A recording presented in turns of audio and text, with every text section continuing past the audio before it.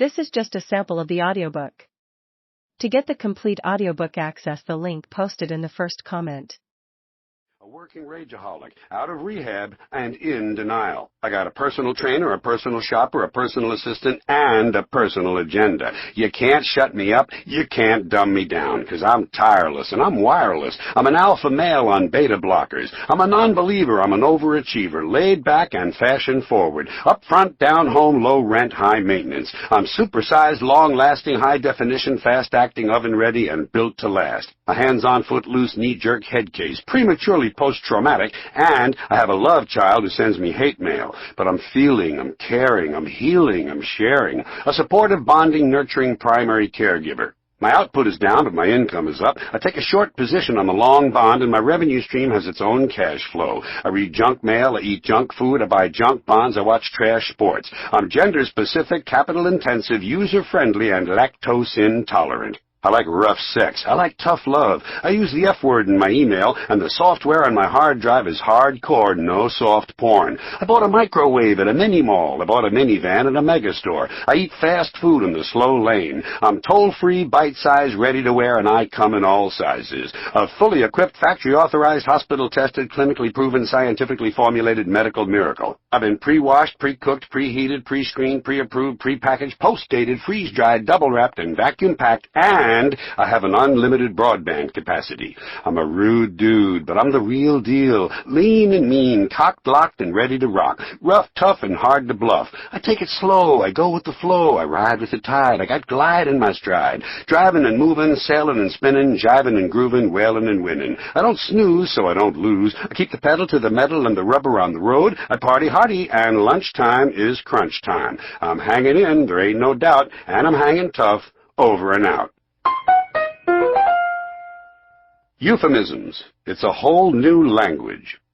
Euphemistic language turns up in many areas of American life in a variety of situations. Not all euphemisms are alike, but they have one thing in common. They obscure meaning rather than enhancing it. They shade the truth, but they exist for various reasons. Sometimes they simply replace a word that makes people uncomfortable. For instance, the terms white meat, dark meat, and drumstick came into use because in Victorian times people didn't like to mention certain body parts. No one at the dinner table really wanted to hear Uncle Herbert say, "Never mind the thighs, Margaret. Let me have one of those nice juicy breasts." It would have made them uncomfortable. And at the same time, for the same reason, belly became stomach. But even stomach sounded too intimate, so they began saying tummy. It's actually a bit sad. I first became aware of euphemisms when I was 9 years old.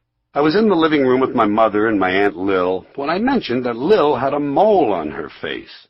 My mother was quick to point out that Lil didn't have a mole, she had a beauty mark. That confused me because, looking at Lil, the beauty mark didn't seem to be working. And it confused me further because my Uncle John also had a brown thing on his face, and it was clearly not a beauty mark. And so on that day, I discovered that on some people, what appeared to be moles were actually beauty marks. And as it turned out, they were the same people whose laugh lines looked a lot like crow's feet. By the way, that whole beauty mark scam worked so well that some women routinely began using eyebrow pencils to apply fake beauty marks, a fake mole being something no self-respecting woman would ever think of giving herself. Somehow I can't imagine Elizabeth Taylor turning to Joan Crawford and saying, "Lend me your eyebrow pencil, Joni. I'm going to put a fake mole on my face." By the way, it was only a few years after the Aunt Lil incident that I took comfort in the fact that some people apparently thought my ugly pimples were nothing more than minor skin blemishes. Another role euphemisms play is to simply put a better face on things, to dress up existing phrases that sound too negative. Non-profit became not-for-profit, because non-profit sounded too much as though someone didn't know what they were doing. Not-for-profit makes it clear that there was never any intention of making a profit in the first place. But some words that are euphemized aren't even vaguely negative. They're just considered too ordinary. For that reason, many things that used to be free are now complimentary.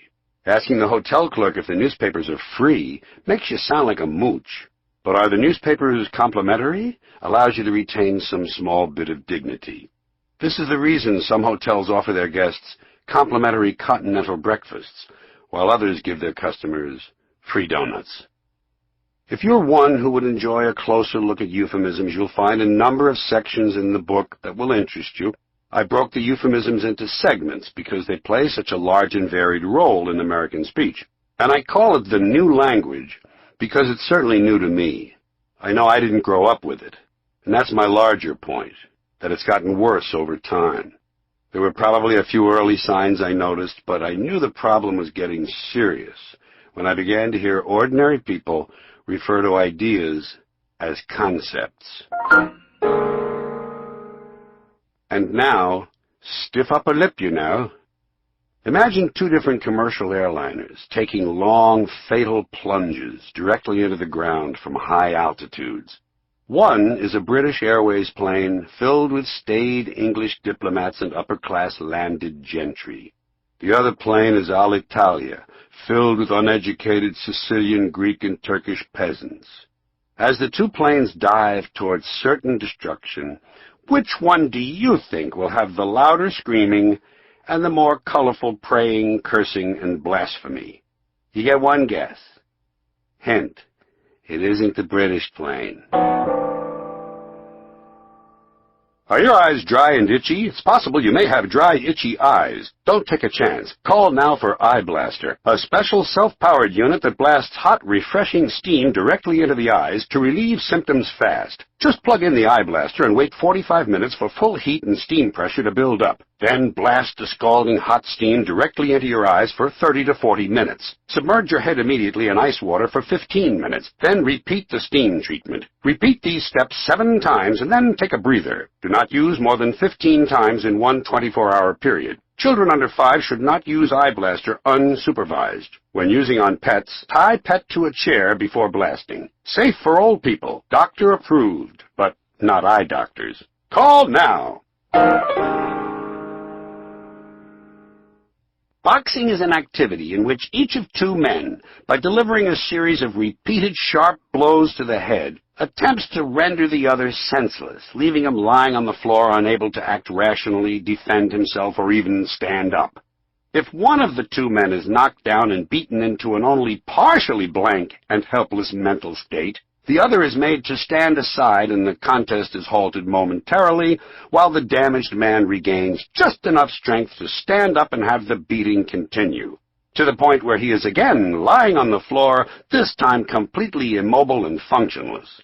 Afterward, the two men embrace in a display of good sportsmanship. Hi, Billy. I'm Uncle John. I came up to say goodnight. You remember your Uncle John, don't you? You remember the time I took you down to the beach and we set the hot dog stand on fire and 3 people died? Wasn't that fun?